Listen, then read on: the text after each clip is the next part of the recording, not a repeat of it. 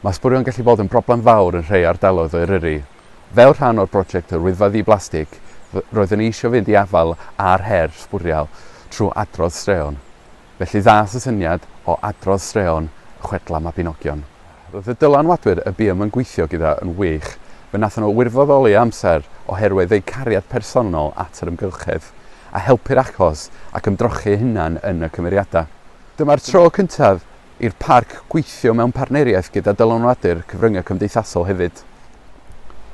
Saethom ni mewn 4 lleoliad syfrdanol sydd yn anffodus yn fanna lle gallwn weld ysbwriel yn cael ei adol ar brydiau.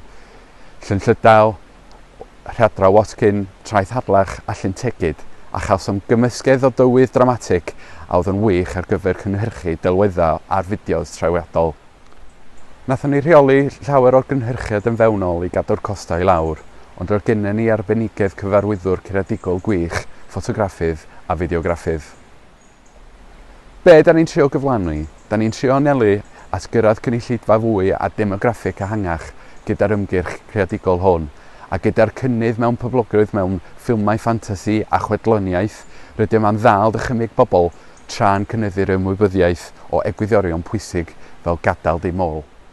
Trwy dosbarthu deunyddiau print o gwmpas y parc a chynnwys digidol, da ni'n targedu cyrraedd 600,000 o bobl sy'n cyfateb i nifer o bobl sy'n dringo'r Wyddfa bob blwyddyn, erbyn diwedd yr ymgyrch yma. Sut fedrwch chi helpu? Rhannwch ein ymgyrch ar eich cyfryngau cymdeithasol i helpu ni lledaenu'r negeseuon pwysig o'r Prosiect Wyddfa Ddi-Blastig.